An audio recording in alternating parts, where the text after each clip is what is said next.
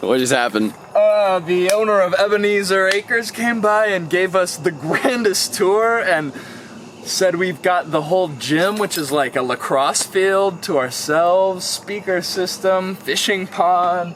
We've got some cabins we can stay in with bathrooms, a kitchen to cook in.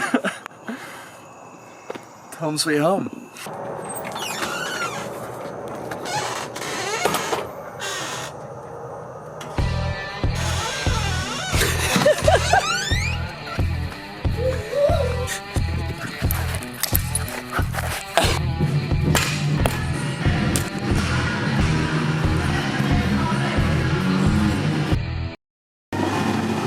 Quite the assortment of places we've stayed already.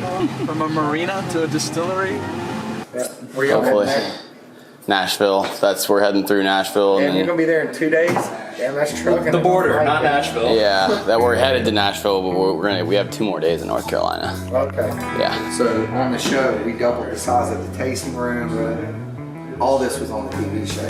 They brought in a creative director that designed all the museum, and brought in Tim Smith, the Moonshiners, who helped the brand. That's so cool. Yeah, it was a lot of fun. You're gonna run 421. That's a great road to run. It's super wide. You'll have the whole damn shoulder. It's a state highway. I'll take you up to, that's a hell of a ride, man.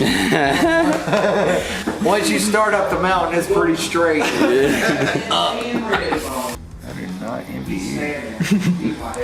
You're gonna have beautiful, beautiful views, but dude, I couldn't imagine hooking that. What is one thing you can teach? I can teach you how to weld, or I can teach you how to blacksmith. No, yeah, it's true blacksmith. Yeah. It's straight on. Are you out here? Right here, half mile down the road. Okay, I might have to come back and make a visit. Yeah, absolutely. You have a card? I may have a car. There you go. Right down the road.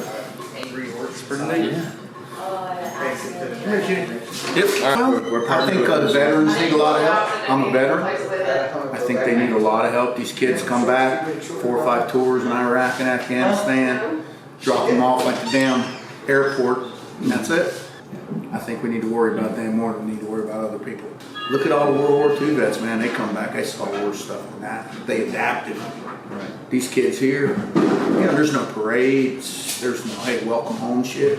I think they need more resources. Absolutely. What do you do to stoke your creative fire? Man, that's a great question. I think to stoke my creative fire is doing what I'm getting ready to do for the next few days. You sit here and you come to work every day and you bust your tail and you roll in at 7 a.m. and you leave at 10, 11 o'clock at night and you get burned the hell out. And for me to stoke my creative fire, I take off and get out of here. I go do what I love, and that's whitewater. For the next 2 days, I'll take people down whitewater and have no care in the world. I'll listen to them talk. I'll be their psychiatrist. I'll listen to their kids, and I'll make money doing what I truly love, and it'll not even be like work. And then I'll come back refreshed and rejuvenated and ready to rock and roll again. We're at a distillery. Pat called them and said, hey, can we stay there? And they said, yeah, sure, just come check us out. So they gave us a tour, all their rum and vodka and bourbon and stuff, and they're letting us stay in their parking lot overnight. We met some really cool people as well and interviewed them and got their stories. And we're gonna go meet a blacksmith in the morning.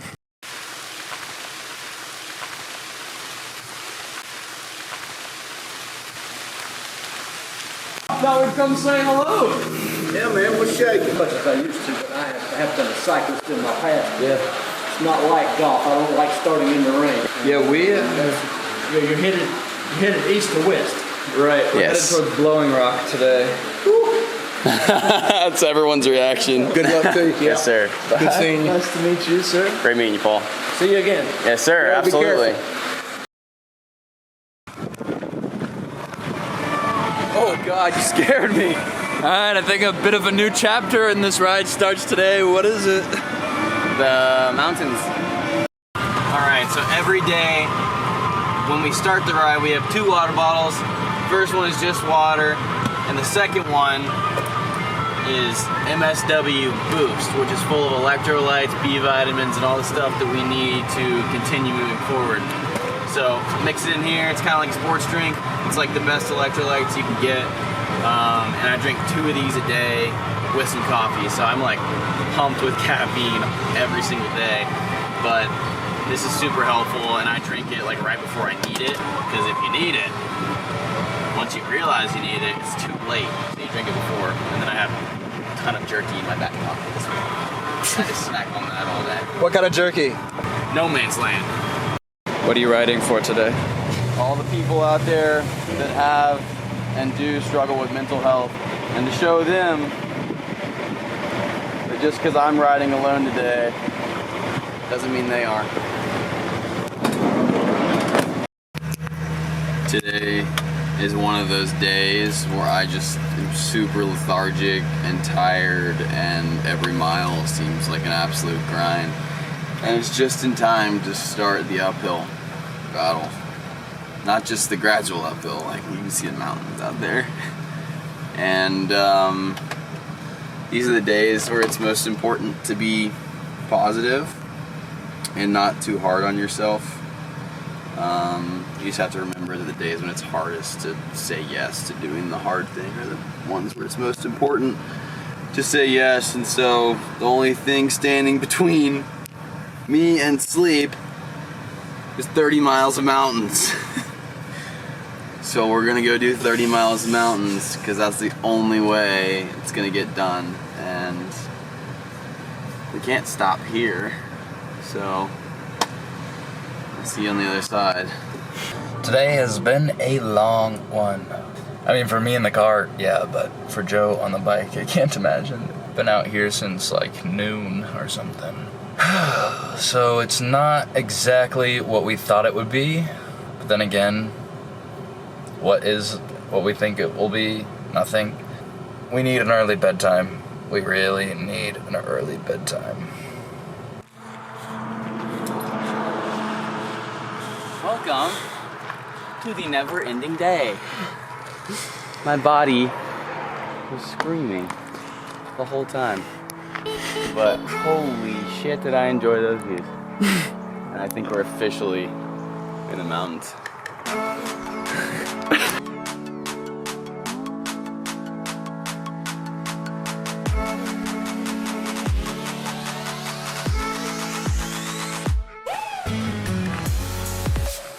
Go.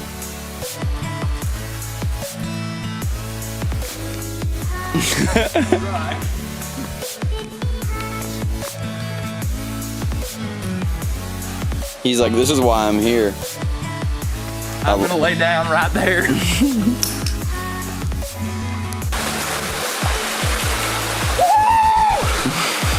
Definitely not warm, but this is exactly what I needed. It's like, did you get enough discomfort today? Nope. But this is gonna make tomorrow so much more comfortable, and tonight so nice. Where are we? Appalachia. In the stream. This is for you, Emily. Thank you, Emily. Without you and your van, Vanessa Van Halen. She told me we should shower in streams. Oh, yes. Well, we just showered in the stream. And I don't quite feel clean, but I feel refreshed. That is incredible.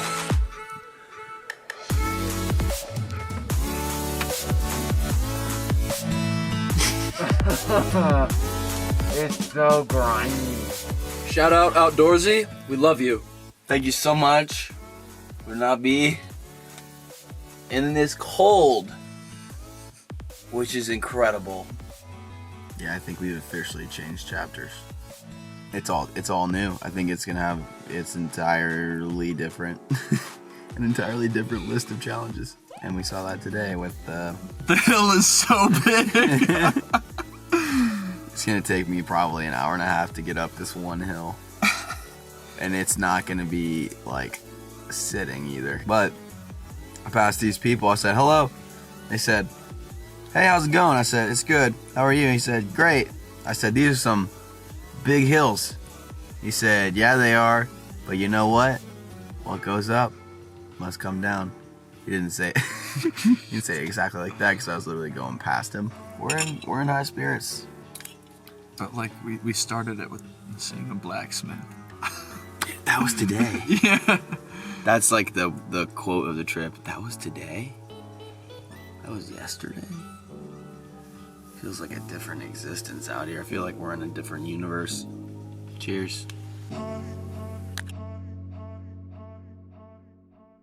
The challenge really ramps up here. I mean, I'm not the one to talk. I haven't pedaled a single time this trip. This is what we're coming up, which is like 9 miles long. Here we go. We'll go through the wastelands, through the highways, till my shadow turns to sun rays. This is probably the hardest climb Joe's gonna have for his ride. It's like 8 miles of straight up a mountain. First flat. What's up? Just got with my tire. I literally was just telling the GoPro, I was like, it's been leaking. Because I just went like 50 miles an hour down a hill that I'd earned the crap out of. And I got to right here and I was just smiling super huge and about to go, and I realized I was pretty much metal on pavement. So, get some dirty hands. Our problems typically come in twos, which we can deal with because there's 2 of us, but when they start coming in threes, we're in trouble.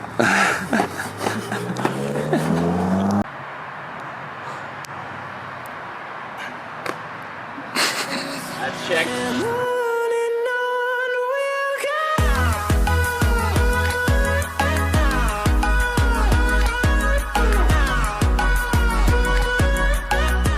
That second 5 mile lap took me an hour and 1 minute. Normally 5 mile laps take 22 to 25 minutes, and that was a little different. You know, I was talking about saying dancing instead of conquering. Yeah. Nah, I conquered that shit. I was in advertising for years and years and years, and I lived at the beach in Florida, and I moved up here. I was married to someone else, and it was bad, so I chucked that, and I moved up here, and I moved up here to the middle of nowhere. Went back to school to become.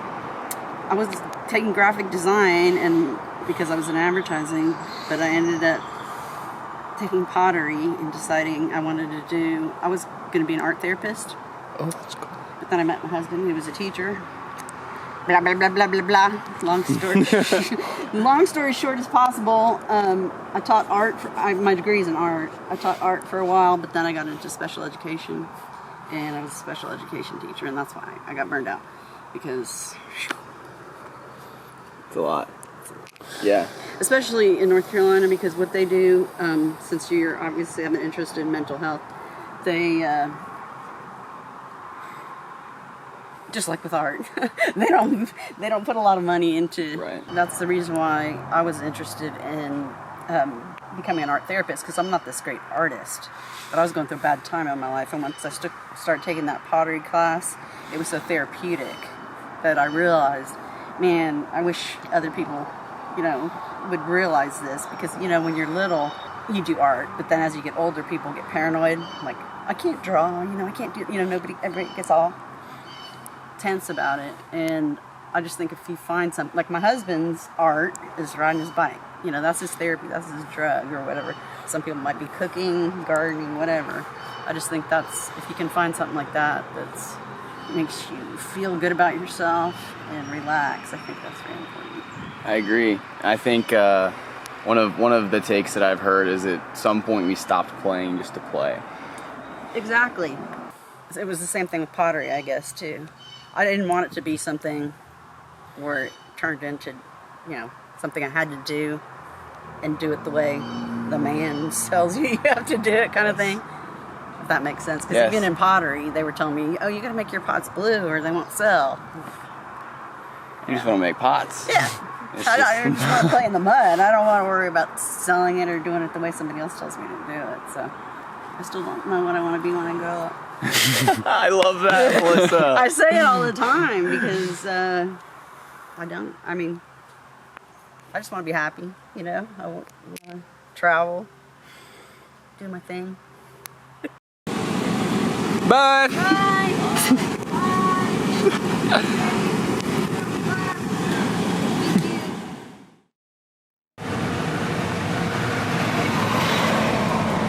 So about 200 yards from here is our first border.